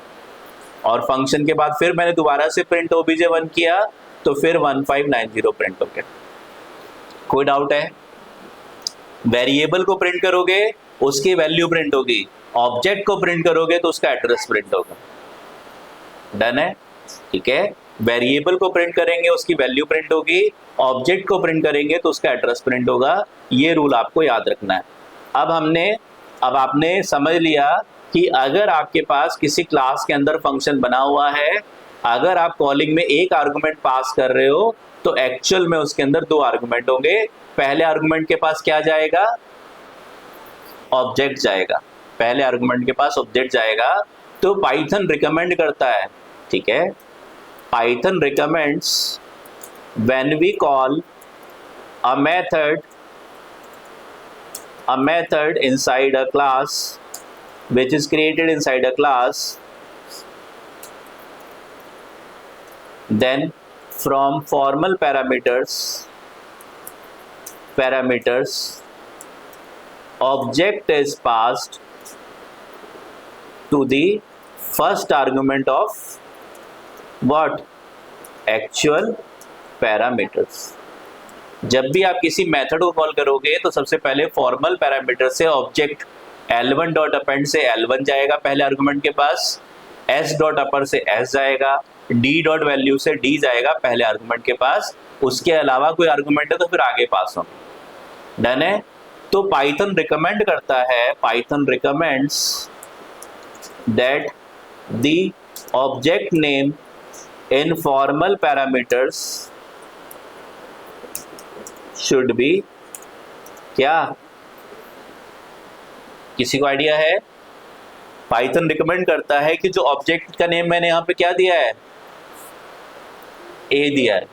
कल हमने डिस्कस किया था फंक्शन की कैटेगरीज में, ठीक है, वेरिएबल लेंथ आर्गुमेंट फंक्शन, तो उसमें हमने AWARGS और KWARGS की बात की थी, ठीक है। तो पाइथन रिकमेंड करता था कि आप जो पैरामीटर्स पास कर रहे हो वेरिएबल लेंथ के, उनका नाम आर्गुमेंट्स ARGS और KW ARGS होना चाहिए।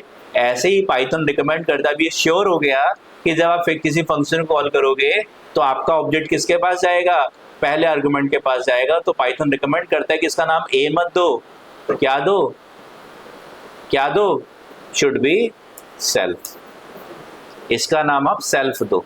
तो ये पाइथन का रिकमेंडेशन है। पाइथन फ्लेक्सिबल लैंग्वेज है, कुछ प्रोग्रामिंग लैंग्वेज में इसके लिए रूल्स बने हुए हैं कि नहीं आपको यही नाम ही देना है, लेकिन पाइथन में कंपलसरी नहीं है कि सेल्फ का नाम सेल्फ रखा जाए, आप कुछ भी रख सकते हो, लेकिन डिफरेंशिएट करने के लिए कि सेल्फ के अंदर क्या आने वाला है, ऑब्जेक्ट आने वाला है। Are you getting this? ठीक है, सेल्फ के अंदर ऑब्जेक्ट आने वाला है। फैन बंद कर लेना, कल एसी काम नहीं कर रहा था तो जो है आज एसी ज्यादा काम कर रहा है। हाँ जी, ठीक है। तो हमारे पास जब भी हम किसी फंक्शन को कॉल करते हैं, फंक्शन को कॉल करने पे जो क्लास के अंदर फंक्शन बना हुआ है, तो कॉलिंग के टाइम पे ऑब्जेक्ट आपका फर्स्ट आर्गुमेंट के पास जाता है, और ये हमेशा जाता है। तो पाइथन ने एक आपको रिकमेंडेशन दे दिया कि आप जो उस आर्गुमेंट का नाम है जिसके अंदर ऑब्जेक्ट आने वाला है, उसका नाम आप सेल्फ दे दो। तो जितनी भी प्री डिफाइंड क्लासेस आप पाइथन में देखोगे, उसके अंदर जो फंक्शंस बने होंगे उनमें पहले आर्गुमेंट में सेल्फ ही लिखा हुआ होगा। ठीक है, आप देखना चाहते हो तो देख लो।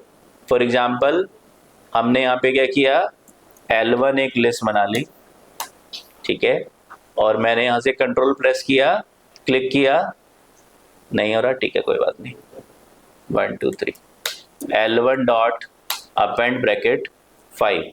जब भी आप कॉल करोगे अपेंड मेथड को, तो पहले आर्गुमेंट का नाम क्या है, सेल्फ है। यहाँ पे सेल्फ, क्लियर में सेल्फ, कॉपी में सेल्फ, काउंट में सेल्फ, एक्सटेंड में सेल्फ। एक्सटेंड अपेंड सारे मेथड्स में पहला आर्गुमेंट सेल्फ होगा। इसमें क्या आने वाला है, इसके अंदर कौन सा ऑब्जेक्ट, लिस्ट क्लास का ऑब्जेक्ट आने वाला है। डन है, ठीक है, कोई डाउट तो नहीं है? अभी तक उसमें कुछ अलग मिला आपको, कुछ नया सीखने को मिला? नहीं, अभी तो हम वही सारे कॉन्सेप्ट पढ़ रहे हैं। ठीक है, अभी कुछ नया नहीं है। वॉइस क्लियर नहीं आ रही है?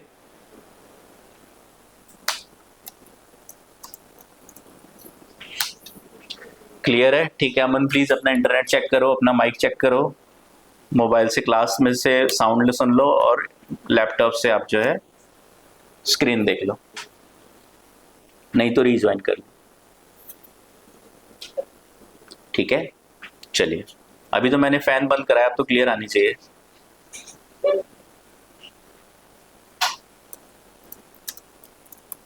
एक भी बच्चे को मेरी वॉइस क्लियर आ रही है, मतलब मेरी तरफ से क्लियर आ रहा है, डेटा जा रहा है, अब आई है, ठीक है अमन। नहीं तो छत पे चले जाओ, सिग्नल्स बेटर आ जाएंगे,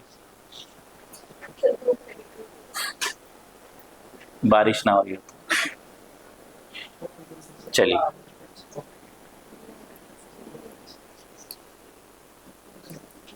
कहाँ पे रहते हो अमन आप?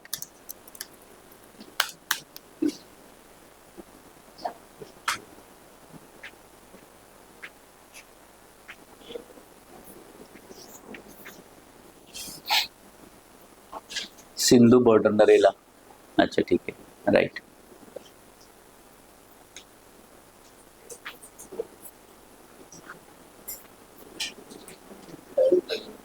बॉर्डर पे वैसे भी सिग्नल ना फ्लक्चुएट होते रहते हैं। दिल्ली वाले बोलते हैं कि हरियाणा वाला देंगे, हरियाणा वाला बोलते हैं दिल्ली वाले डेटा देंगे, यहाँ पे बॉर्डर पे उनकी लड़ाई चलती रहती है।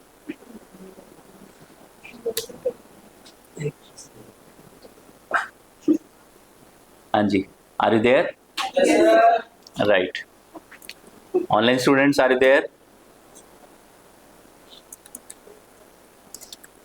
Class is a collection of attributes or properties. That is, class properties are variables and methods. ठीक है, class properties are variables and methods. right, ठीक है। तो class is a collection of variables and methods को collectively हम क्या बोलते हैं, एट्रीब्यूट्स या प्रॉपर्टीज भी बोलते हैं। ठीक है, तो आपके पास कई बार एरर आएगी, जैसे आपने क्या लिखा, L1 इक्वल्स टू एक लिस्ट है AB, CD, L1 डॉट अपर प्रिंट L1। बताओ क्या प्रिंट होगा?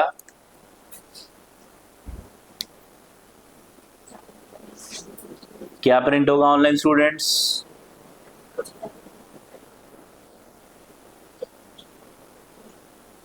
हाँ जी, क्या प्रिंट होगा? एरर आएगा। इतना क्यों सोच रहे हो?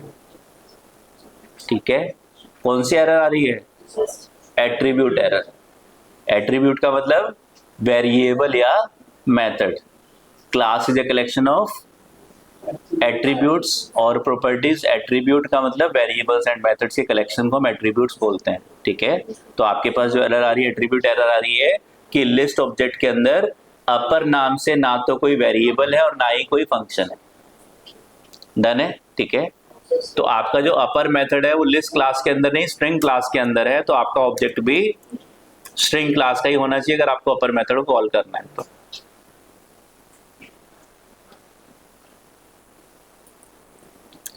इसका मतलब है कि लिस्ट क्लास के अंदर आपके पास अपर नाम से कोई वेरिएबल या मेथड अवेलेबल नहीं है। ठीक है, तो अब आपको रूल याद रखना है, जब भी हम कोई क्लास बनाएंगे, क्लास माई कस्टमर या क्लास कस्टमर, इसके अंदर हम कोई मेथड बनाएंगे डेफ ऐड कस्टमर। ठीक है, ब्रैकेट में अगर मुझे आर्गुमेंट देने, जैसे ही मैं ब्रैकेट लगा रहा हूं, देखो क्लास के अंदर मैंने क्या किया, मेथड बनाया ऐड कस्टमर, ब्रैकेट लगाते ही सेल्फ अपने आप आ जाएगा। ठीक है, क्यों? क्योंकि सेल्फ तो आना ही आना है।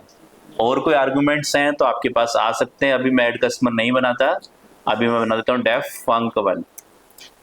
ठीक है, कॉमा ए कॉमा बी, ठीक है, और पास। तो अगर आपको कॉल करना है इस मेथड को, कैसे कॉल करोगे फंक1 को? सबसे पहले ऑब्जेक्ट बनाना पड़ेगा। कैसे बनेगा object? Object name equals to class name और ब्रैकेट आर्गुमेंट्स अगर है तो। अभी आर्गुमेंट देने मैंने सिखाए नहीं, आपको बनाने नहीं सिखाया हमने। ठीक है, तो cus equals to customer, cus class का ऑब्जेक्ट बन गया। और कैसे कॉल होगा? कस डॉट फंक1, ठीक है, ब्रैकेट में 5,7। ठीक है, कस डॉट फंक1। सर सेल्फ के अंदर हम कितने आर्गुमेंट दे सकते हैं? एक ही आर्गुमेंट जाएगा। ठीक है, जो ऑब्जेक्ट होगा, ऑब्जेक्ट अगर डिक्शनरी टाइप का है तो डिक्शनरी जाएगी। अगर आपकी क्लास डिक्शनरी है तो यहाँ डिक्शनरी क्लास का ऑब्जेक्ट होगा। यहाँ क्लास कस्टमर है तो यहाँ कस्टमर क्लास का ऑब्जेक्ट होगा। ठीक है, एक ही आर्गुमेंट जाएगा। अगर आपके पास मल्टीपल डेटा है तो आप उसको लिस्ट में या डिक्शनरी में कहीं सेव करके फिर भेज दो। राइट? हाँ जी, कोई डाउट है? तो कस डॉट फंक1 ब्रैकेट में कितने आर्गुमेंट दिए हमने? यहाँ पे 2 आर्गुमेंट दिए। ए में 5 चला जाएगा, बी में 7 चला जाएगा, और कस के पास, सेल्फ के पास कस चला जाएगा। डन है? ठीक है, राइट अमन, राइट ही कर रहा हूं मैं सुबह से।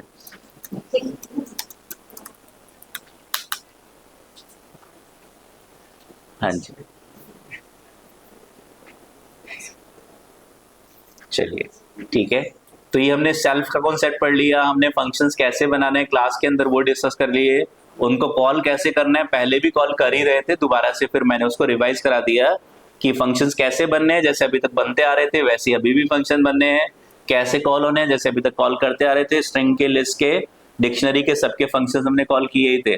ठीक है, वैसे यहाँ पे भी कॉल करने हैं, object name dot method name bracket arguments. Done है? अब हम बात कर रहे हैं क्लास के अंदर, class is a collection of variables and methods. तो आपको वेरिएबल्स कैसे बनाने हैं, या मेथड्स की जब हम बात करते हैं, वेरिएबल्स मेथड्स कैसे बनते हैं। ठीक है, तो क्लास क्या होता है? Class represents real time entity. ठीक है, तो ऊप्स में जाने का एक पर्पस ये भी है कि ऊप्स से क्या होता है कि आप रियल टाइम एंटिटीज को, ठीक है, benefit of using oops is, one of the benefits of using OOPS is that we can easily represent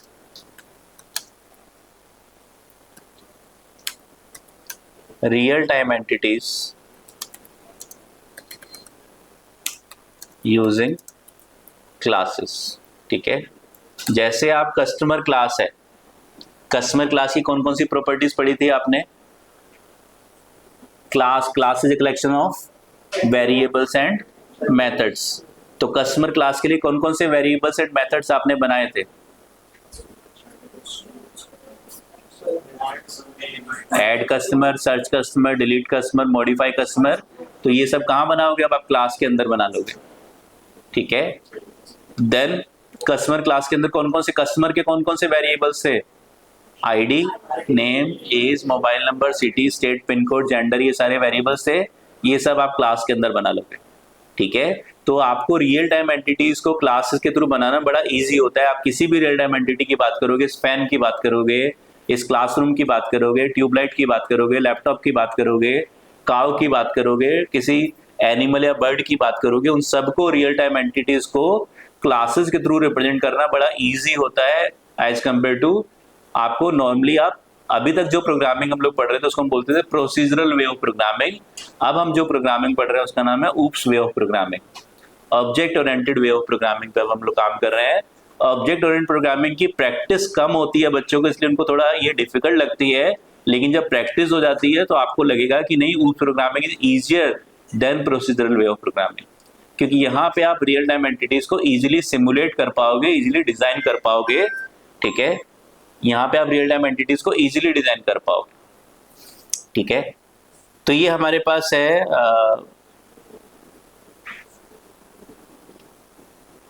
oops का कॉन्सेप्ट। ठीक है, तो रियल टाइम एंटिटीज को हमारे पास कोई एग्जांपल अगर मैं बात करता हूँ, फैन है। ठीक है, तो फैन की क्या क्या प्रॉपर्टीज हैं? कुछ उनकी फैन की एक्चुअल प्रॉपर्टी, लाइक फैन के अंदर आपके पास 3 ब्लेड्स हैं। ठीक है, एक मोटर है। ठीक है, और फैन के अंदर आपके पास कुछ वायर्स हैं। तो ऐसे अपनी फैन के अंदर एक रोड है, ऐसी कुछ फैन की प्रॉपर्टीज हैं। ठीक है, तो फैन अगर आप किसी अलग कंपनी का ABCDEFGH अलग कंपनी का फैन खरीद के लाओगे तो उसकी ये प्रॉपर्टीज अलग अलग होंगी। ऑलमोस्ट हर फैन में तीन ब्लेड होंगे, फैन के अंदर एक रोड होगी। रोड का मटेरियल कौन सा होगा, आपकी रोड की लेंथ कितनी होगी, ब्लेड्स की लेंथ कितनी होगी, ये सारी आपकी फैन की, जब आप एक फैन से दूसरे फैन पे जाओगे तो प्रॉपर्टी चेंज हो जाएंगी। ठीक है, फैन की मेथड्स वाली प्रॉपर्टी कौन सी है कि फैन जो है हवा देता है, ये सारी आपकी फैन की दूसरी प्रॉपर्टीज हो गई। तो ये सारी प्रॉपर्टीज को कलेक्टिवली वेरिएबल्स एंड मेथड्स हमारे कलेक्टिवली क्या बन जाते हैं? आपके प्रॉपर्टीज बन जाते हैं। ठीक है, एट्रीब्यूट्स या प्रॉपर्टीज बन जाते हैं। तो हमारे पास, ठीक है, कोई भी रियल टाइम एंटिटी है उसको क्लास के थ्रू रिप्रेजेंट करना काफी इजी है।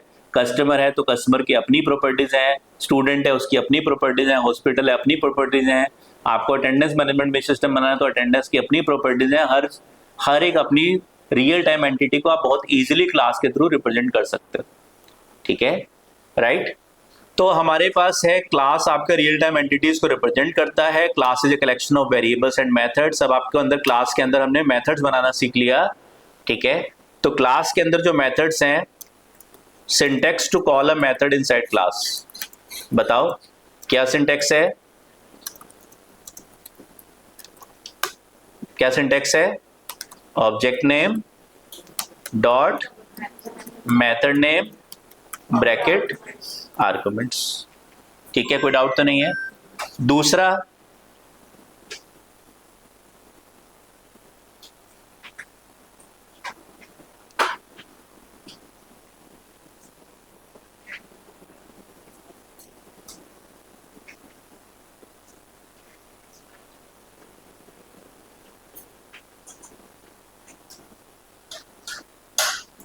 ठीक है, दूसरा, पहला हो गया attribute error, list object has no attribute upper. ठीक है, तो पहला आपके पास जो है object name dot method name, ये एक सिंटेक्स है। There is one more syntax, call a class method in Python. कौन सा सिंटेक्स है? That is class name dot method name bracket object comma arguments. ठीक है, ये भी एक सिंटेक्स आपके पास अवेलेबल है। क्लास के अंदर के मेथड को कॉल करने का। L1 एक लिस्ट है 10, 20, 30, इसके अंदर आपके पास अपेंड मेथड है। पहला सिंटेक्स क्या था? L1 dot append bracket 40 print L1। क्या होगा? आपके पास डेटा अपेंड हो जाएगा। पहला मेथड ये आपके पास अवेलेबल है। यही काम करने के लिए एक और मेथड आपके पास अवेलेबल है, एक और सिंटेक्स आपके पास अवेलेबल है। वो सिंटेक्स क्या कहता है? Class name dot method name bracket object name comma arguments print L1। ठीक है, आपने रन किया तो आपको इस केस में भी 10, 20, 30, 40 मिल गया। तो ऊप्स कौन से सिंटेक्स को जनरली फॉलो करता है? ऊप्स किस सिंटेक्स की हमेशा बात करता है? इस वाले सिंटेक्स की बात करता है, object name dot method name bracket arguments. लेकिन एक और मेथड, एक और सिंटेक्स भी आपके पास अवेलेबल है। अपेंड मेथड कौन सी क्लास में है? लिस्ट क्लास में है। तो पहले आपको क्लास का नेम देना है, फिर डॉट लगा के मेथड का नेम, फिर ब्रैकेट में ऑब्जेक्ट्स और आर्गुमेंट्स आपको पास करने हैं। डन है? ठीक है। ऑनलाइन स्टूडेंट्स को डाउट है? कोई डाउट नहीं है? ठीक है, चलिए। तो मेथड्स बनाना हमने सीख लिया क्लास के अंदर। नॉर्मली जैसे क्लास के बाहर फंक्शंस बन रहे थे, वैसे ही अंदर फंक्शंस बन रहे हैं क्लास के। अब हम बात कर रहे हैं how to create variables inside class. तो मेरे पास क्या है? क्लास C1 एक क्लास है, डेफ मेथड 1, डेफ मेथड 1। ठीक है,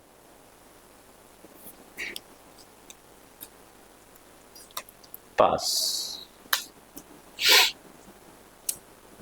ठीक है, वेरिएबल्स कैसे बनते हैं? ठीक है, how to create variables in a class. तो हमारे पास we have two types of,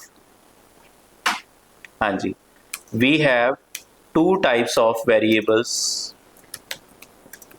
in a class: instance variable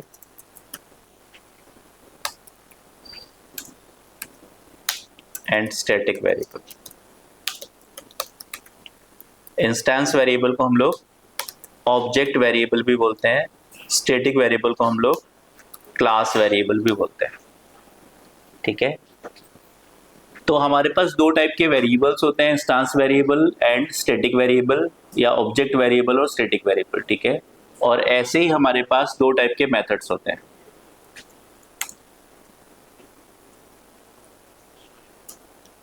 we have two types of methods in a class, यानी कि functions in a class: instance और object functions, और static और class functions. ठीक है, मेथड्स ब्रैकेट में functions. ठीक है, तो हमारे पास दो टाइप के वेरिएबल्स हैं और दो टाइप के ही फंक्शंस हैं क्लास के अंदर। अभी तक जो हमने फंक्शंस पढ़े हैं, जितने भी पाइथन में प्री डिफाइंड फंक्शंस अभी तक आपने पढ़े थे, वो सारे फंक्शंस आपके इंस्टेंस फंक्शंस थे। ठीक है, आगे चल के हम लोग पढ़ेंगे, स्टैटिक फंक्शंस की बात करेंगे। ऐसे ही हमारे पास दो टाइप के वेरिएबल्स हैं, इंस्टेंस वेरिएबल्स और स्टैटिक वेरिएबल्स। ठीक है, हम बात कर रहे हैं इंस्टेंस वेरिएबल्स की। How to create instance oblique object variable. ठीक है, कैसे करेंगे हम लोग? By assigning the value, by assigning the value. ठीक है, how to access a variable, किसी, how to access a function या मेथड ऑफ अ क्लास कैसे एक्सेस करते हैं? जल्दी से बता दो। Object name dot method name bracket arguments. Normal function कैसे कॉल करते थे? Function name bracket arguments. Class के अंदर वाले फंक्शन को कैसे एक्सेस कर रहे हो? Object name dot function name bracket arguments. कोई डाउट है? अब अगर ये सिंटेक्स आपको समझ में आता है तो यही सिंटेक्स यहां पे भी यूज होता है, how to access an instance variable. कैसे एक्सेस करेंगे एक इंस्टांस वेरिएबल को? किसी क्लास के अंदर object name dot variable. Normal variable को कैसे एक्सेस करते थे? वेरिएबल नेम से एक्सेस करते थे। क्लास के अंदर के वेरिएबल को कैसे एक्सेस करोगे? Object name dot variable name से एक्सेस करोगे। क्लास के अंदर के मेथड को कैसे एक्सेस करोगे? Object name dot method name. Class के अंदर के वेरिएबल को object name dot variable name. कोई डाउट है? ठीक है, क्लास के अंदर के वेरिएबल को एक्सेस करना है तो object name dot variable name, class के अंदर के मेथड को एक्सेस करना है तो object name dot method name से एक्सेस करना है। ठीक है, और ये दोनों किससे एक्सेस हो रहे हैं? ऑब्जेक्ट से, इसलिए इन दोनों को हम क्या बोलते हैं? ऑब्जेक्ट मेथड या फिर ऑब्जेक्ट वेरिएबल बोलते हैं। ठीक है, इन दोनों को हम लोग ऑब्जेक्ट वेरिएबल या ऑब्जेक्ट मेथड बोलते हैं क्योंकि ऑब्जेक्ट नेम से एक्सेस हो रहे हैं। तो आपके मेथड को एक्सेस करना है तो object name dot method name, और वेरिएबल को एक्सेस करना है तो आपके ऑब्जेक्ट नेम और object name dot variable name, और मेथड को एक्सेस करना है तो object name dot method name से एक्सेस करना है। तो कोई डिफरेंस नहीं है।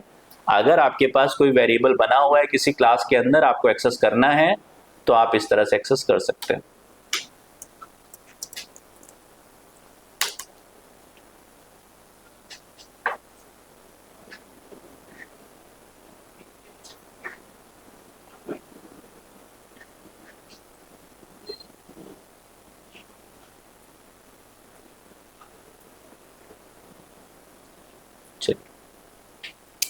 तो हमारे पास,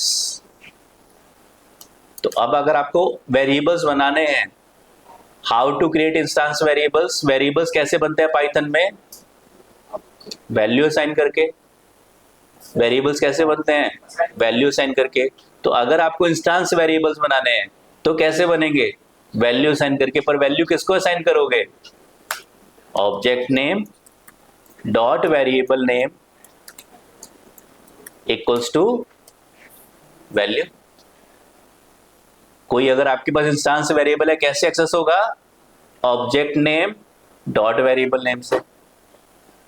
ठीक है, एक्सेस कैसे होगा? Object name dot variable name से। मेथड कैसे एक्सेस होगा? Object name dot method name से। तो बनेगा कैसे वेरिएबल?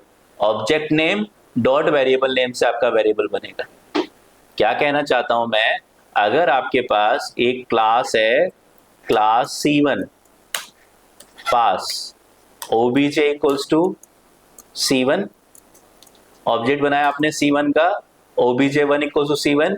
अब आपने क्या किया? obj1 dot a equals to 5। क्या बन गया?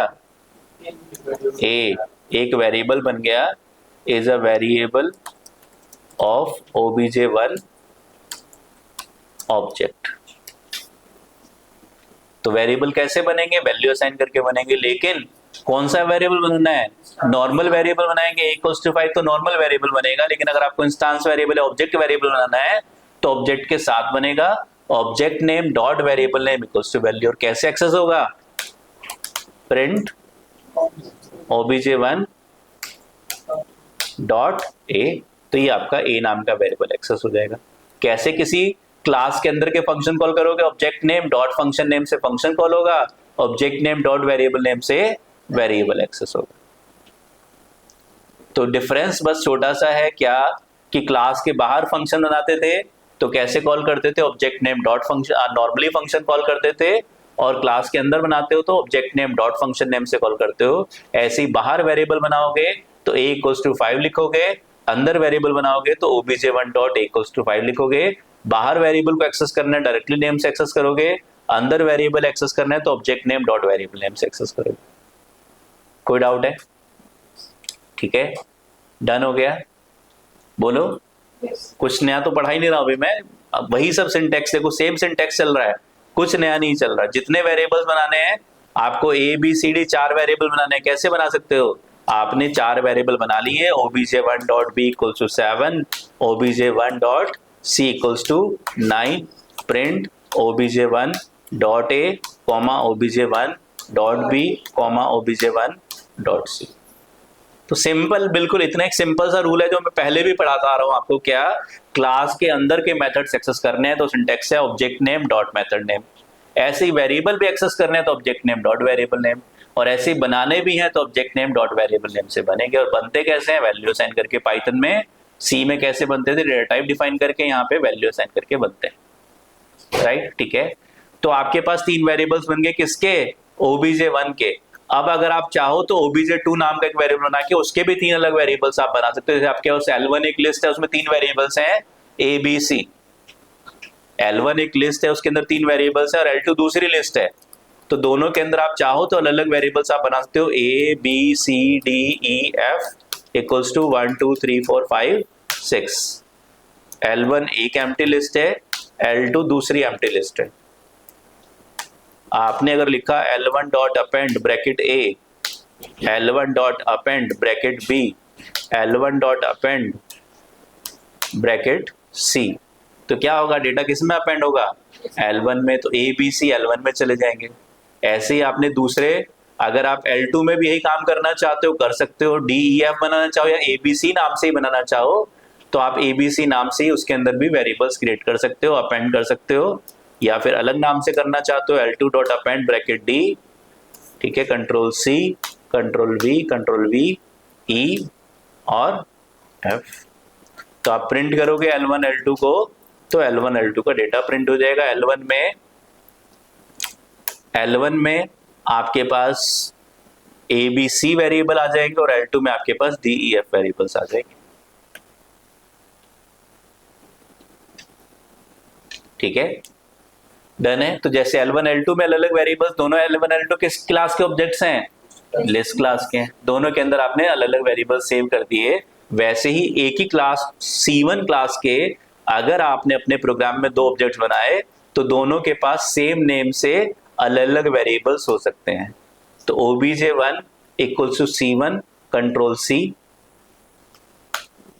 आपने क्या किया, obj2 इक्वल्स टू C1, ये भी क्या है, C1 क्लास का ऑब्जेक्ट है, इसके भी आप अलग से वेरिएबल बना सकते हो, obj2 dot a equals to 20, obj2 dot b equals to 30। आप प्रिंट करोगे obj1 के वेरिएबल्स को तो obj1 का डेटा प्रिंट होगा, 2 के वेरिएबल्स को प्रिंट करोगे तो 2 का डेटा प्रिंट होगा, dot a comma obj2 dot b। आप रन करोगे तो आपके पास obj1 obj2 के वेरिएबल्स का डेटा आपके सामने आ जाएगा, डन है। तो वेरिएबल्स बनाने हैं, object name dot variable name equals to value assign करके, और एक्सेस करने हैं object name dot variable name से एक्सेस करने हैं, ठीक है। अब पावरफुल कॉन्सेप्ट की बात करते हैं हम लोग। क्लास के बाहर ऑब्जेक्ट है, उसका क्लास के अंदर क्या नाम है, बताओ, class C1 def func1 bracket self pass, obj equals to C1, obj equals to C1। func1 को कॉल करना है, क्या लिखोगे आप, obj डॉट func1, ठीक है। तो आपके पास सेल्फ के पास क्या चला जाएगा, ऑब्जेक्ट चला जाएगा। यहाँ पे क्या ऑपरेशन परफॉर्म होगी, फॉर्मल इक्वल्स टू एक्चुअल। दुनिया की किसी भी प्रोग्रामिंग लैंग्वेज में फंक्शन कॉल करेंगे तो formal parameters equals to actual parameters, self और ऑब्जेक्ट एक ही आइडेंटिटी को रेफर करेंगे, ठीक है, एक ही आइडेंटिटी को रेफर करेंगे। जो सेल्फ का एड्रेस है वही ऑब्जेक्ट का भी एड्रेस है, ठीक है। तो all user defined classes are mutable in nature. Mutable का मतलब क्या होता है, म्यूटेबल का मतलब होता है कि आप एलिमेंट्स को कम करो, ज्यादा करो, मॉडिफाई करो, बेस एड्रेस चेंज नहीं होगा। अगर आपके पास L1 एक लिस्ट है जिसके अंदर 10 20 30 है, आपने L2 एक लिस्ट बनाई जिसके अंदर आपने L2 इक्वल्स टू L1 किया, L1 डॉट अपेंड ब्रैकेट 40 बताओ क्या L2 भी अपेंड होगा? बताओ क्या L2 अपेंड होगा? यस या नो जल्दी से बता दो चैट विंडो में।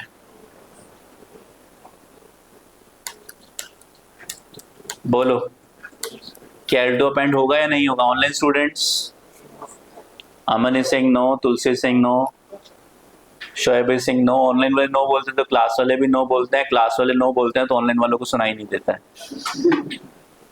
हाँ जी, होगा क्यों नहीं होगा?